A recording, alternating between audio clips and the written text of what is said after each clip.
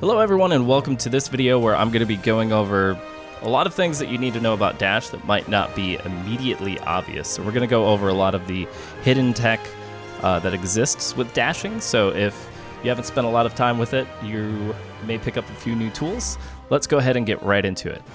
First off, let's talk about sprinting real quick. So if you dash normally and hold forward, you'll go into the sprint. And you'll see the little waves behind your character. And this is actually now the fastest way to move around in Brawlhalla. So if you're looking for a way to get across the map quickly, if you need to catch up to somebody, this is now your fastest movement option for covered distance. It's also really good because you can do it in a short burst, and you can stop whenever you want to.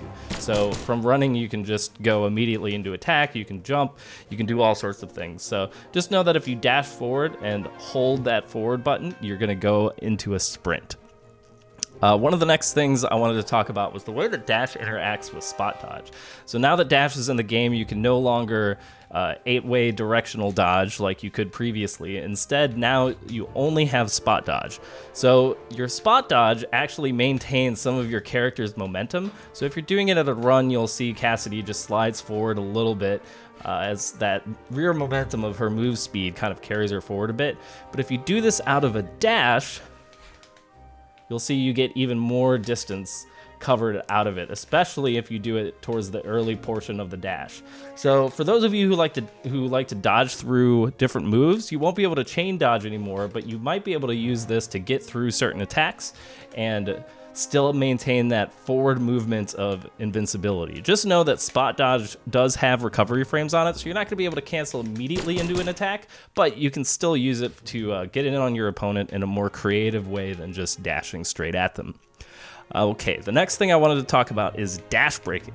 So a normal forward dash goes about this far. If you just press dash and you go without doing any kind of other action, you're going to go about this far. However, if you dash forward and hold the opposite direction, you can stop your momentum partway through. So just know that your dash can be braked like this. It also works on back dashes, just the degree to which you brake is not quite as extreme. You get about, the way I like to measure this is using shipwreck fall pips in the background. So normal dash, you're gonna go, the distance of 3. If you break your back dash, you're gonna go about 2. So just know that you can control your momentum a little bit with dash. Instead of having to go the complete distance, you can brake partway through. So it's a little tricky to do because you got to do this input pretty fast, but it is pretty cool. And it's one of those ways where you can be constantly moving and still, make your opponent guess as to where you're going to end up. This one's going to be a little tricky. So this one is going to be about dash jumping. So dash jumping is really interesting because it gives you a new method for jumping in an arc that is completely different from anything before and keeps you very low to the ground. So if we hold forward while jumping, we'll see we get this nice big hill-shaped arc, right? Goes up pretty high. It has all this. Now, you can start fast falling here to change the arc, but your trajectory in general is, pretty wide. Now, if you jump immediately out of a dash, you can maintain this low to the ground arc that you can, combine with fast fall to do really fast movements like this. You can go in at this lower angle. So jumping out of a dash is really interesting because it gives you this quick way to get in with these with air attacks. If I was actually good, I'd be able to land these. But it gives you a quick way to get in with air attacks from long distances especially. So really up close like this gun down air is going to whiff. But if we want like a really long range approach, we'd be able to use this back here. And the speed at which we're getting to Hattori is so much faster than this, right? We're getting in on her at a much higher rate of speed. So if somebody is really, far away from you, is really trying to space you out, you can use this as a quick way to approach at a vector that they might not be expecting. So dash jumping's pretty tricky. It's something that I've been putting a lot of practice into. As you can see, I still mess it up sometimes.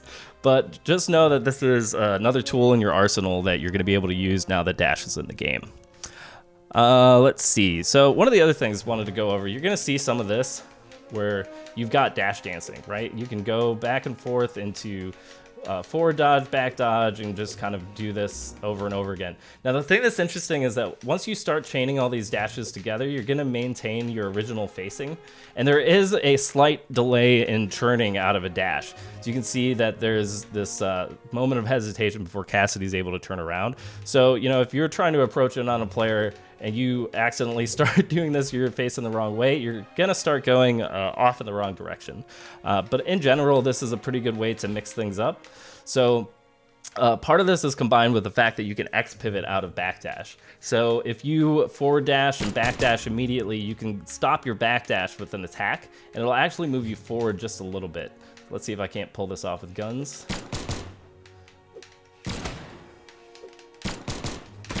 Let's see, what else have we got? We've got dash throughs. So this is kind of interesting and something that not a lot of people may have expected. You can still dash through people.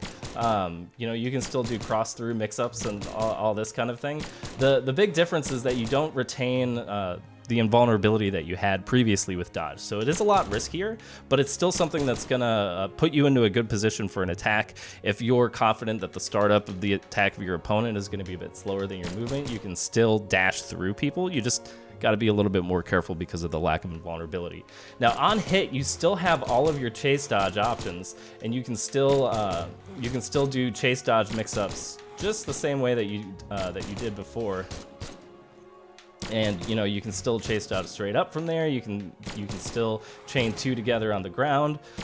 If you get an air hit, let's see if I can illustrate this real quick. If you get an air hit, you still get a chase dodge. You only get one when you're in the air, though. Let's see if I can't do this correctly. Yeah, so you only get one chase dodge in the air. You still get two on the ground, however, so there we go. That's what I wanted. That's what I wanted. That's some of the quick basics I wanted to go over with dodge. There's still a bunch of other things involved with dashing and the new dodge mechanics and everything else. There is definitely a lot of room for experimentation with this as well, and I'm really looking forward to seeing what everybody in the community comes up with over the next few days. For now, I know this video was a little fast and a little underproduced, but I wanted to get something quick out there today to just kind of go over the full list in the training room, make sure that I kind of covered some of the behind the scenes stuff. Hopefully you guys picked up some information from this video. Really looking forward to playing the game on Ranked with Dash, coming out this Wednesday for Season 6. So I'll see all of you guys out there on the ladder. This has been Raiden from Blue Mammoth Games, and I'll see you next time.